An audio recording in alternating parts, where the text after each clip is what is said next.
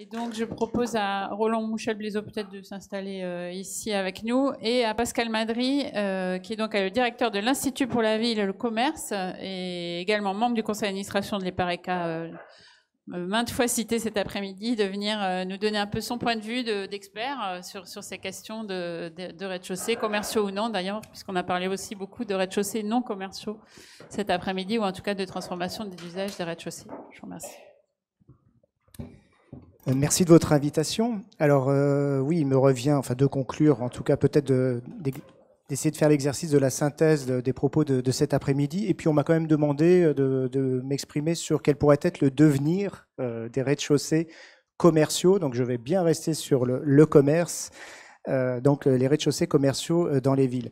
Peut-être qu'avant de parler du futur des rez-de-chaussée commerciaux, on peut se dire un mot du passé, de l'histoire passée de ces rez-de-chaussée, pour déjà bien comprendre la situation dans laquelle on est aujourd'hui, et puis essayer de faire l'exercice de la prospective ensuite. La question des rez-de-chaussée commerciaux, c'est une très vieille question en fait. Et quand on regarde les premiers signes d'érosion de cet objet urbain un peu particulier, ça commence dans les années 1920. En fait, ça fait un siècle que les rez-de-chaussée commerciaux s'érodent dans les villes. Alors, pour cet après-midi, je me suis amusé à essayer d'estimer la distance linéaire disparue depuis les années 20. On en est aujourd'hui à 3000 km. Voilà, c'est un peu plus que Paris-Moscou. 3000 km de linéaire effacé des villes. Et quand on regarde tout ça très précisément par période, l'essentiel avait déjà disparu dans les années 60, c'est-à-dire avant l'arrivée de la grande distribution. Parce qu'on pense toujours, évidemment, que la grande distribution est le principal fauteur de troubles dans ce phénomène urbain. Mais en fait, bien avant son essor, on voit déjà ces rez-de-chaussée s'effacer. Je vais être très bref. Le premier facteur à l'origine de tout ça, c'est l'exode rural. Et en fait, donc l'urbanisation. Donc c'est le grand paradoxe. Les rez-de-chaussée disparaissent parce qu'on s'urbanise. En tout cas, parce qu'on s'est urbanisé, parce que la France est devenue en majorité urbaine à partir des années 20-1930. Voilà. Et puisque le peuplement se concentrait, eh bien le commerce lui-même s'est réorganisé, alors qu'il était jusque-là très essaimé en milieu rural, eh bien il se réorganise dans et autour des villes. Alors la grande distribution, bien évidemment, va accélérer le phénomène. Et pourquoi ? Parce qu'elle va se développer sous de nouvelles formes qui ne sont absolument pas le rez-de-chaussée. Elle va se développer sous j'appelle ça de grands ensembles commerciaux. On a connu les grands ensembles de logements, mais on connaît aussi très bien les grands ensembles de commerce.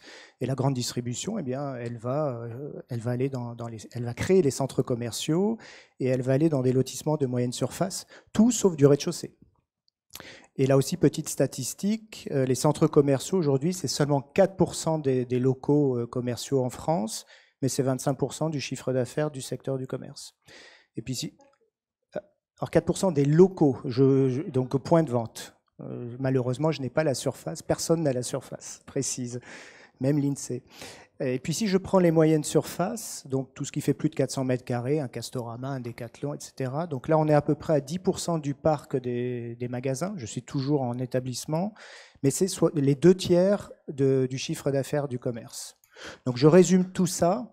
Les rez-de-chaussée aujourd'hui, c'est 30% de l'activité du secteur, quand les grands ensembles commerciaux, centres commerciaux, lotissements de moyenne surface, eux, sont à 70%.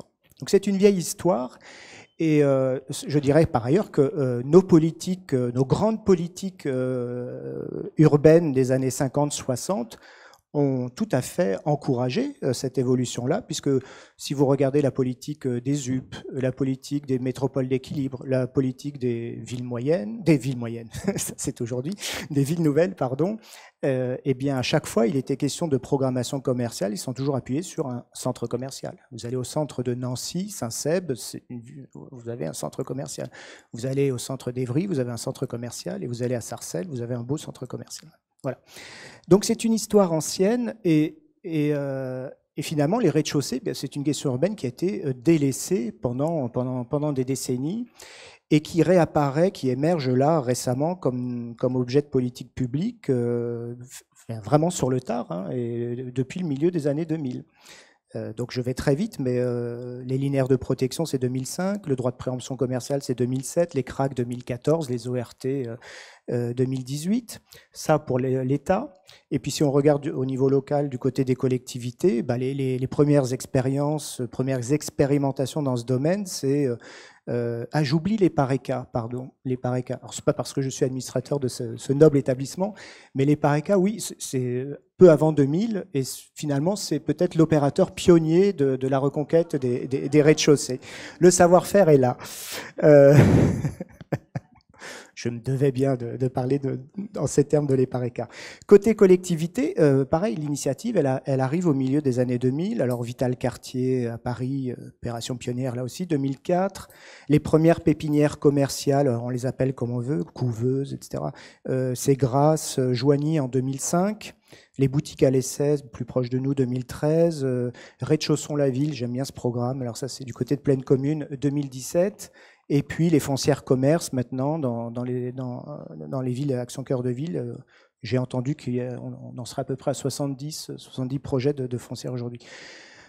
On avait perdu le mode d'emploi et depuis le milieu des années 2000, on redécouvre cet objet comme levier des politiques de requalification urbaine. Donc, est-ce que c'est une grande cause d'intérêt national? Je ne sais pas. En tout cas, une grande cause d'intérêt public sûrement. Alors, et avant d'essayer de faire la synthèse de ce que l'on a pu entendre cet après-midi en termes d'outils techniques, je voudrais encore partager avec vous deux réflexions sur, pour le coup, là, sur la prospective et qu'est-ce que l'on peut attendre du commerce dans sa capacité à continuer, autant que faire se peut, à animer nos rez-de-chaussée commerciaux. Et je m'occupe de l'Institut, mais je suis par ailleurs un peu chercheur sur ces questions-là. Et du côté de la recherche urbaine, justement, quand on regarde un petit peu qu'est-ce qu'elle nous dit sur ces questions-là, elle ne peut pas s'empêcher de rapprocher la problématique des rez-de-chaussée à une problématique plus large qui est celle de la dynamique des villes modernes aujourd'hui. Et je vais aller très vite sur ce point-là, mais il y a deux grands courants aujourd'hui qui se chahutent un petit peu dans la lecture de ces phénomènes. Vous avez un premier courant qui, lui, a une vision très radioconcentrique des villes, qui oppose les cœurs avec les périphéries, le centre-périphérie. Et par exemple, la rétraction des rez-de-chaussée commerciaux serait le marqueur d'une crise de la centralité, d'une crise des centres-villes, parce que entraînée dans des déséquilibres provoqués par la périphérie. Et finalement, d'ailleurs, le programme Action Cœur de Ville est imprégné aussi de cette approche. Alors vous avez une autre approche, qui n'est pas forcément opposée à la première, qui, elle, voit plutôt les choses de manière systémique et qui dit que toutes les villes, quelle que soit leur taille, évoluent en parallèle, qu'il n'y a pas de décrochage, que dans la grande histoire des villes, Paris a toujours dominé Lyon, Lille, etc., qui ont toujours dominé leur... Donc on garde une même hiérarchie, et tout ça est stable dans le temps. Et puis vous avez dans cette école-là un courant qui dit mais non, il y a maintenant des phénomènes de décrochage, et la crise des villes moyennes en serait un des témoins, comme la décroissance urbaine, etc. Je reviens à mes rez-de-chaussée commerciaux. Donc, je pense que vous avez tous les chiffres de la vacance commerciale dans les cœurs de ville, et on contribue abondamment à produire des données dans ce sens-là. Effectivement, la vacance est très élevée dans les centres-villes. Mais ce que l'on voit maintenant aussi, c'est qu'elle est très élevée dans les périphéries. Et en fait, elle est même plus élevée dans les centres commerciaux, que dans les centres-villes aujourd'hui. Et de ce point de vue-là, on ne peut pas tout à fait conclure à une crise de la centralité, en termes commerciaux en tout cas, puisqu'on voit que le secteur du commerce est fragilisé aussi bien dans les cœurs de ville, dans les rez-de-chaussée, que dans ces grands ensembles commerciaux. C'est un peu moins le cas dans les lotissements de moyenne surface, mais malgré tout, là aussi, les friches commencent à progresser assez rapidement, et ce sera sûrement une prochaine question urbaine à traiter. Donc ça, pour nuancer l'approche crise de la centralité. L'autre question, c'est est-ce que l'on est sur une crise des villes moyennes? Si je reprends la vacance commerciale, en fait, on s'aperçoit qu'elle progresse aussi dans les métropoles. Simplement, elle progresse moins vite. Un tout petit peu moins vite, donc elle est en recul, et quand on regarde les chiffres année par année, on se dit que oui, les métropoles sont résilientes, etc. Pas du tout. À Paris, on est quand même à 10% de vacances aujourd'hui. À Toulon, bon, c'est peut-être pas le bon exemple, on est plutôt à 12, 13, etc. Donc le commerce, à mon sens, invalide l'idée d'une crise de la centralité et d'une crise des villes moyennes par rapport aux autres métropoles. Je veux dire par là, plus précisément, que la crise des centres-villes moyennes n'est qu'une modalité, qu'une expression de ces rapports un petit peu plus complexes maintenant qui se posent entre ville et commerce. Et donc, attention, vous, à bien vous situer, quand vous faites le diagnostic de votre territoire, attention à bien vous situer. Moi, on a un bel observatoire des villes. On en connaît qui ont à la fois de très beaux centres-villes et de très belles périphéries. La Rochelle, par exemple. Biarritz, bon, ça c'est un peu atypique. On en connaît qui ont des centres-villes et des périphéries complètement en déprise. Je vais stigmatiser personne. Et puis après, vous avez des situations contrastées, des centres-villes en déperdition, des périphéries en très bonne santé. Et alors là, ce cas-là est beaucoup plus rare quand même, des centres-villes qui se portent bien, des périphéries en repli. Donc voilà. Dernier point, je pense que ce regain d'intérêt pour nos rez-de-chaussée, il n'est pas indépendant aussi d'une certaine réaction anxiogène par rapport à ce qui va nous tomber dessus avec Internet. Et là aussi, pour dire les choses très vite, c'est quoi la révolution d'Internet? C'est l'innovation qui, pour la première fois dans l'histoire du commerce, rend la boutique non indispensable. Jusqu'à présent, c'était le point de passage obligé pour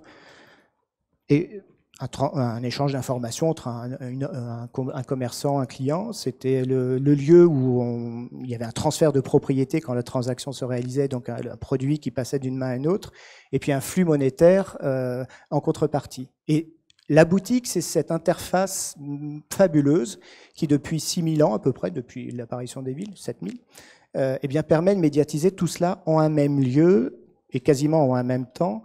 Et en plus, en créant de l'urbanité, de la sociabilité, c'est quand même un truc fabuleux, quoi.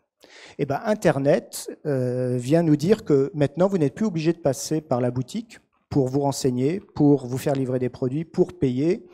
Et puis, accessoirement, le commerce va arrêter de participer à l'urbanité. Voilà.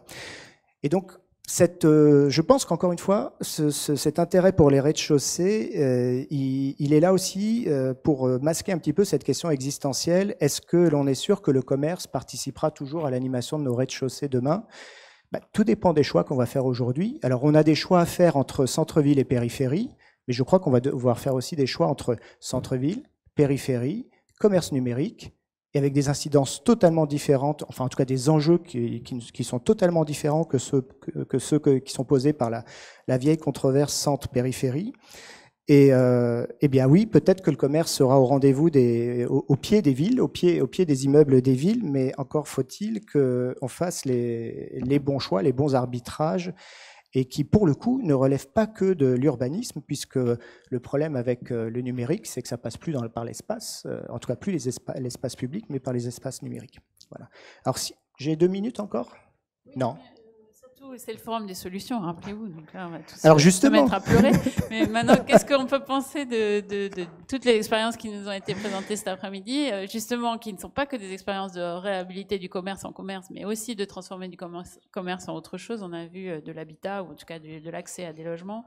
On a vu de l'artisanat, on a vu de la transformation vers d'autres usages. Qu'est-ce que ça vous inspire finalement par rapport à ce constat qui n'est pas forcément très heureux par rapport à la qualité urbaine qu'on essaye de reconstituer dans les centres-villes. Pour mettre en place de bonnes solutions, il faut bien avoir problématisé la question. Alors, c'est une stratégie en fait. C'est une stratégie, et on n'a pas toujours entendu ce terme-là cet après-midi. C'est une stratégie qui commence d'abord par une bonne observation du commerce de son territoire. Et on est passé très vite sur une slide d'Arras qui nous a montré un observatoire de l'occupation des cellules commerciales dans le cœur de ville. C'est un outil fabuleux qui a été d'ailleurs...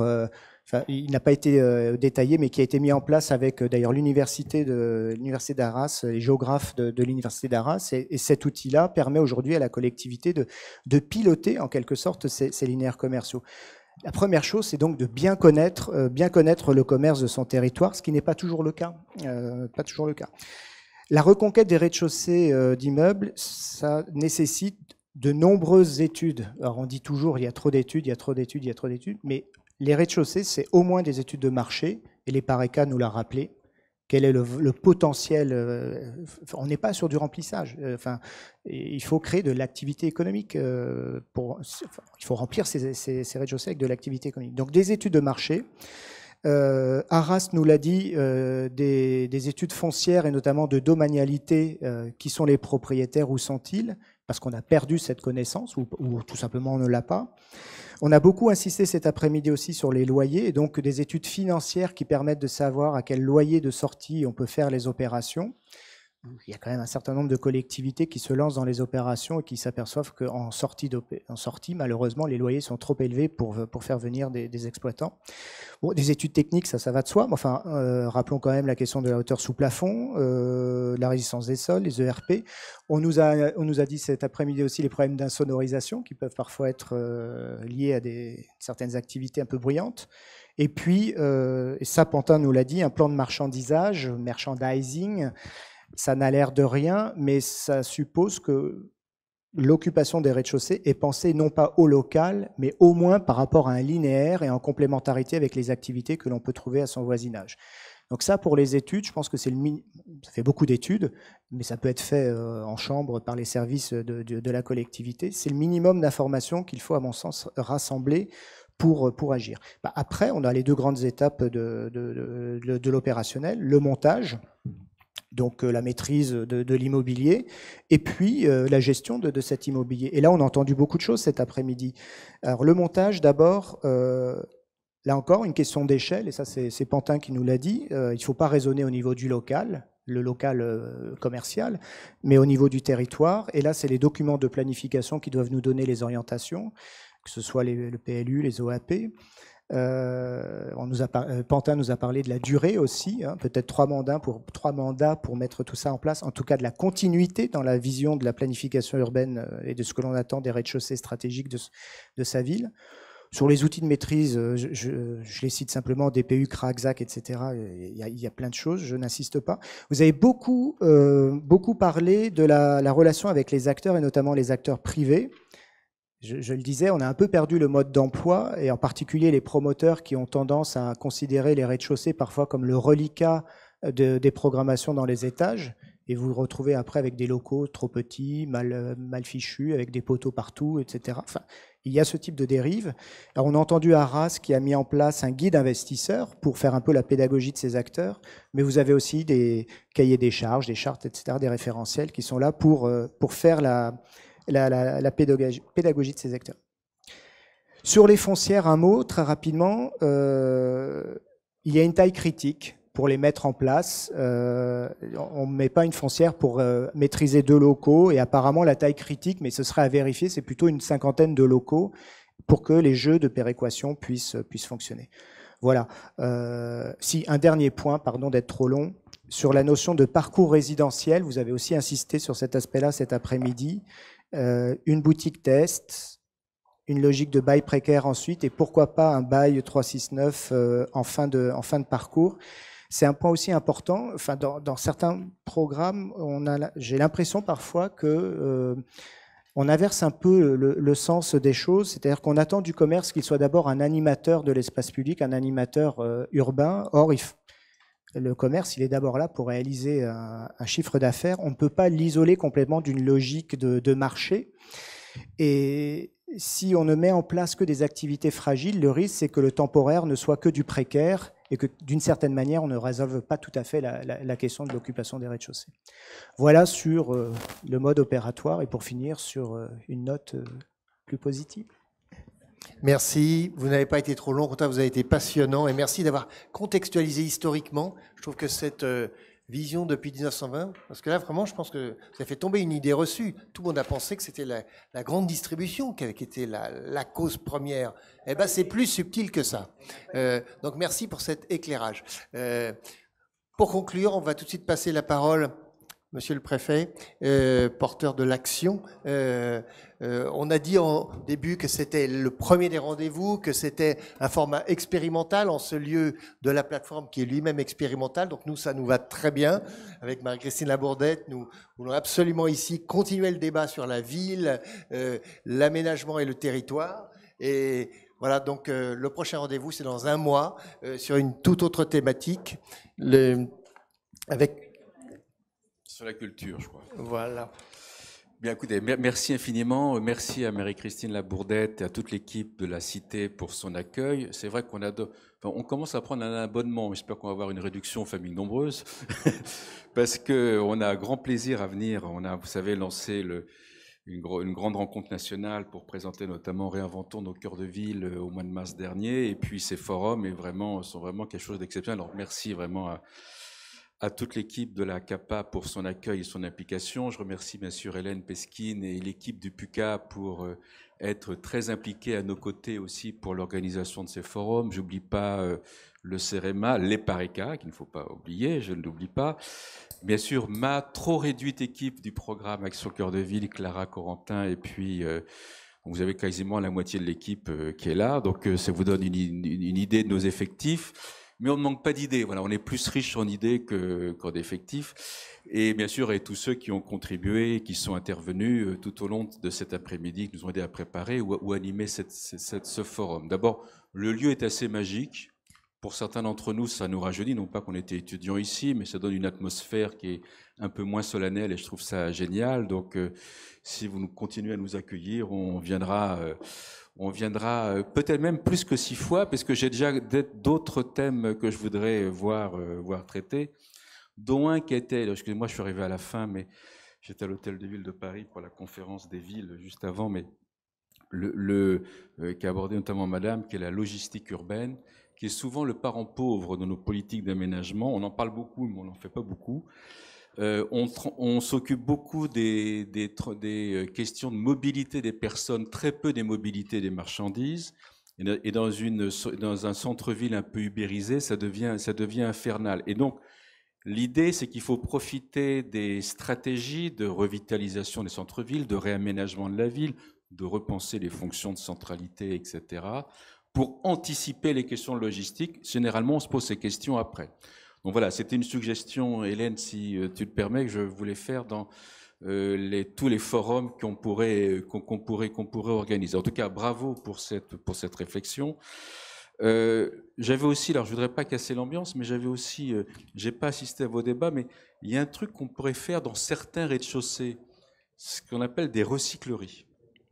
Je sais pas si ça a été évoqué, peut-être que c'est... Bon, d'accord, bon, donc je suis pas complètement dehors de la plaque, puisque plutôt que d'avoir dans des beaux centres-villes des poubelles partout où on ne sait pas quoi mettre, je pense que certains locaux pourraient être... Voilà, donc ça se passe, je crois, aux Pays-Bas, d'après ce que j'ai entendu de la part de Citeo.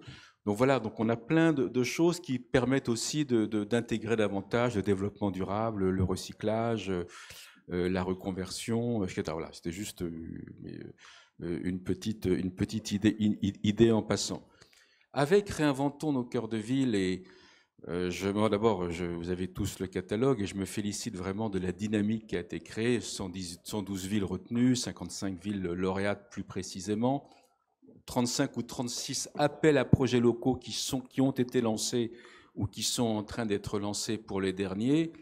Sincèrement, on nous aurait dit ces chiffres il y a quelques mois, on nous aurait pris pour des martiens, en disant, vous savez, il y a dans certains milieux, que parfois c'est un peu condescendant, dans les villes moyennes, les appels à projets, réinventons nos cœurs de ville, qu'est-ce que c'est que ce machin, etc.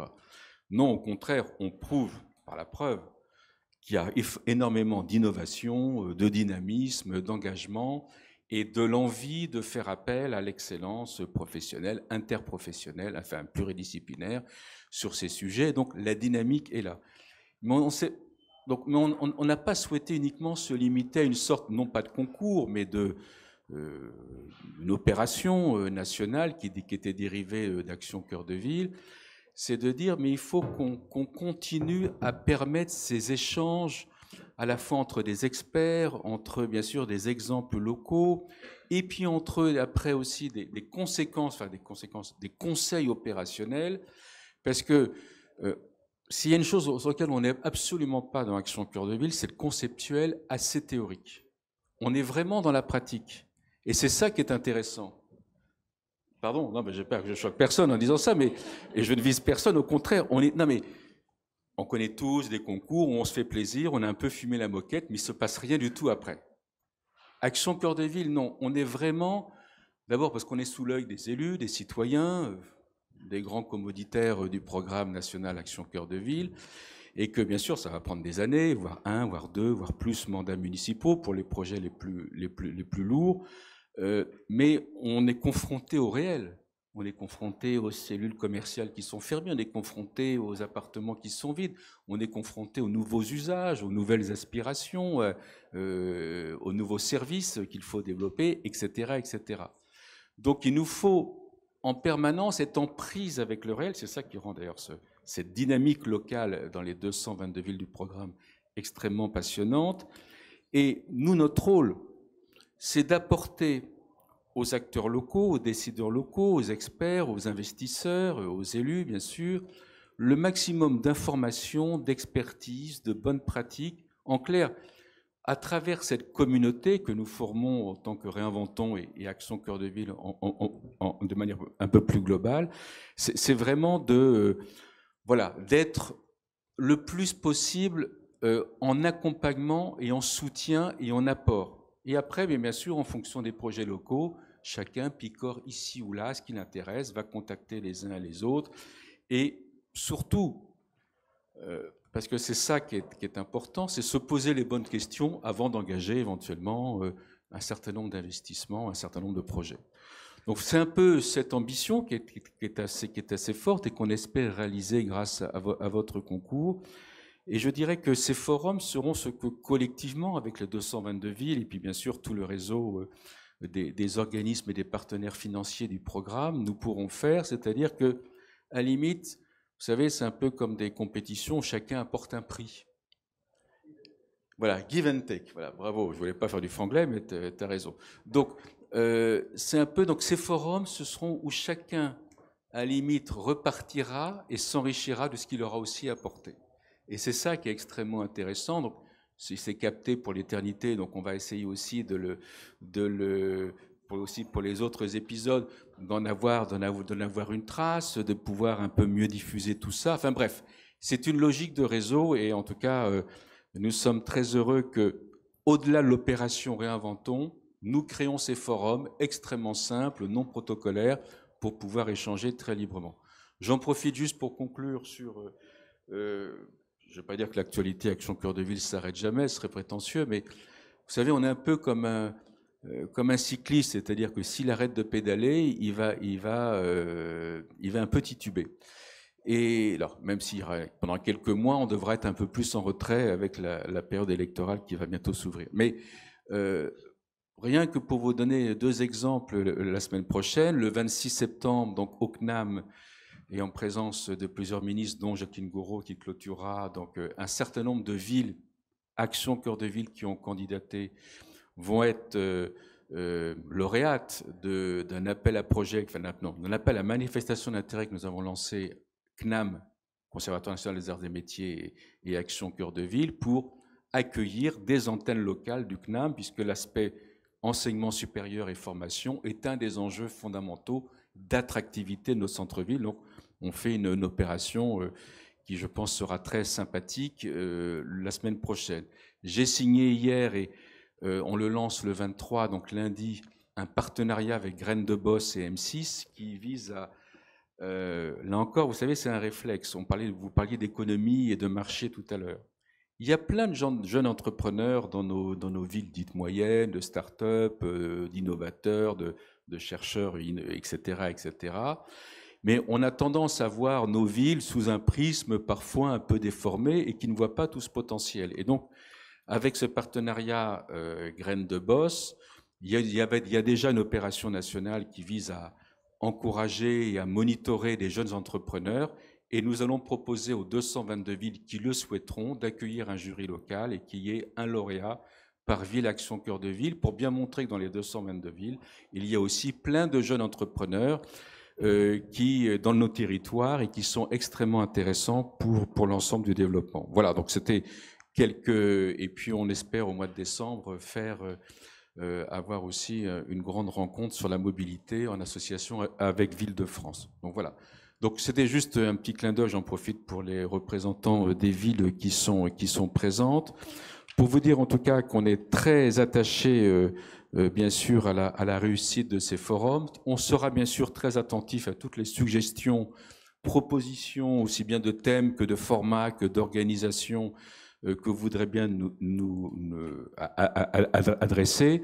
Et puis, bien sûr, on l'améliorera au fur et à mesure, mais d'ores et déjà, en tout cas, ces échanges extrêmement libres correspondent un petit peu à ce qu'on souhaite développer en philosophie dans le programme Action Cœur de Ville. Ce sont les acteurs locaux qui ont la main.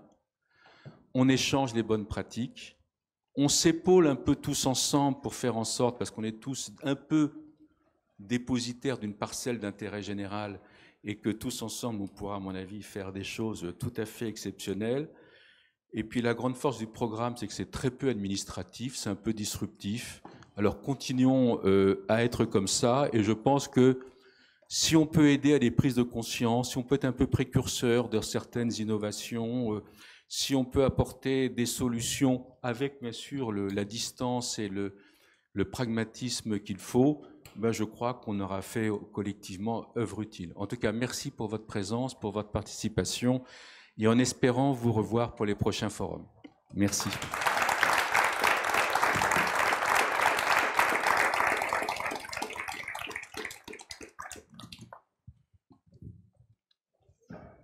Oui, donc nous vous donnons rendez-vous le 14 octobre prochain sur le thème des pratiques culturelles et artistiques. Ensuite, vous avez là derrière nous la suite du programme. 14 novembre, inclusif et co-construit, l'habitat innove. Puis en décembre, l'urbanisme transitoire. Puis en janvier, climat, paysage, agriculture, comment partir des ressources du territoire. Et puis en février, quartier culturel créatif, hybrider les programmes. En attendant de parler sûrement de la logistique et des mobilités. On a parlé tout à l'heure du dernier kilomètre, mais voilà, tout se tient. Merci à tous.